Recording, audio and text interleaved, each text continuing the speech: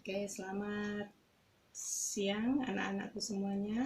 Ya, meskipun ini syutingnya malam, tapi nanti kuliahnya kan pagi dan siang hari untuk mata kuliah statistika. Semuanya sehat ya. Semoga dalam pembelajaran daring ini kita semuanya diberikan kesehatan.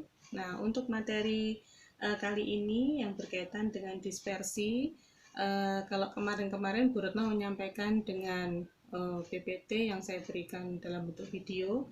Untuk kali ini saya berikan dalam bentuk video yang seperti ini karena saya harus menjelaskan rumus ya. Dispersi. Jadi dispersi itu adalah ukuran untuk penyebaran data. Ukuran penyebaran data itu dibagi menjadi 1, 2, 3, 4 ini yang umum digunakan ya, yang saudara harus tahu. Nah, yang pertama, dispersi itu diukur dengan ring. Ring itu apa? Kita notasikan dengan R. Kalau kemarin kita sudah belajar di penentuan distribusi frekuensi, itu kan ada R juga kan? Nah, R itu dihitung dari nilai maksimal dikurangi nilai minimal. Kemudian untuk dispersi atau penyebaran data, itu diukur dengan simpangan rata-rata. Dinotasikan dengan SR. Saya tidak membahas data yang tidak dikelompokkan, tetapi karena kita kemarin sudah menghitung data distribusi frekuensi berkelompok, maka simpangan rata-rata untuk rumus yang distribusi dikelompokkan itu dinotasikan dengan SR ini. SR dihitung dari sigma F dikalikan dengan nilai mutlak dari selisih antara nilai tengah dengan rata-ratanya.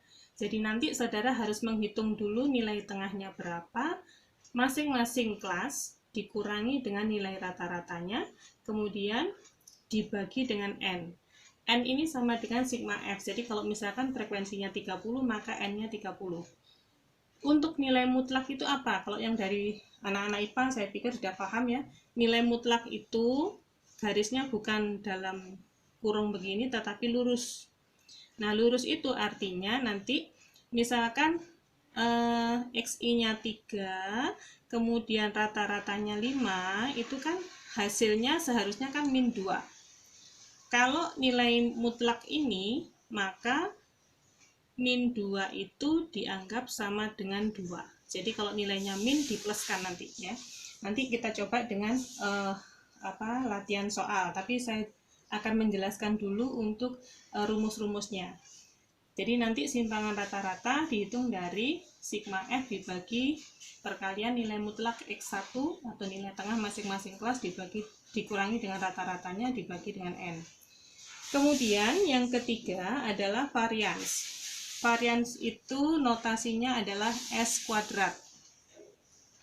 S kuadrat ini adalah standar deviasi dikuadratkan gitu ya. Nilai S-nya itu adalah varians. Varians dihitung dari S kuadrat sama dengan sigma F. F adalah frekuensi individual ya. Dikalikan dengan XI min X rata-rata ya, X bar dikuadratkan. Nah, kalau ini berbeda dengan simpangan rata-rata tadi. Kalau yang simpangan rata-rata adalah nilai mutlak, tapi kalau untuk varians itu adalah selisih. Ya, kalau misalkan tadi nilainya min 2 ya tetap min 2. Min 2 kalau dikuadratkan sama dengan 4. Nah, berbeda kan dengan yang atas. Tapi kalau varians itu adalah S kuadrat sama dengan sigma F kalikan dengan XI min X bar dikuadratkan dibagi dengan N min 1. Nah, untuk varians itu sangat berhubungan erat dengan pengukuran dispersi yang keempat. Jadi varians itu sangat berhubungan erat. Kenapa? Karena standar deviasi itu dinotasikan dengan S. Kalau tadi varians adalah S kuadrat, misalkan kalian sudah menghitung nilai variansnya ketemu 5 katakanlah ya, maka standar deviasi saudara nggak usah pakai rumus. Langsung aja nilai S itu adalah akar dari varians. Nah, jadi kalau misalkan S-nya ketemu 5, maka standar deviasinya adalah akar dari 5. Nah, tapi kalau misalkan yang ditanya dulu adalah standar deviasi, maka S itu adalah akar dari S kuadrat. Nah, jadi nanti kita hitung dari S sama dengan akar S kuadrat, sehingga rumus dari varians itu diakarkan. Ya. Jadi kalau rumusnya varians itu tanpa akar, maka kalau rumusnya standar deviasi adalah akar dari sigma F kali X nilai tengah, XI, min X bar dikuadratkan dibagi dengan N. Ya. Ini adalah rumus-rumus yang harus saudara hafal. Ya. Tapi nanti kalau misalkan saudara mengerjakan, itu nanti saya akan coba dengan latihan soalnya, ya. Tapi paling tidak, saudara yang penting adalah menghafalkan notasinya. Tadi apa?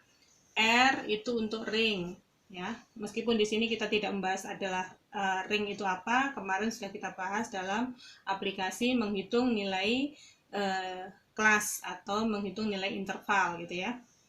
Nah, kemudian F adalah frekuensi.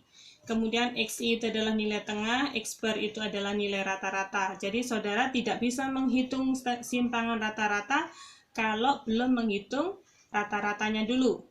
Nah, rata-ratanya itu sama dengan kemarin kita hitung dari sigma XI min FI dibagi dengan sigma FI. Nah, itu kan untuk menghitung dari nilai rata-ratanya.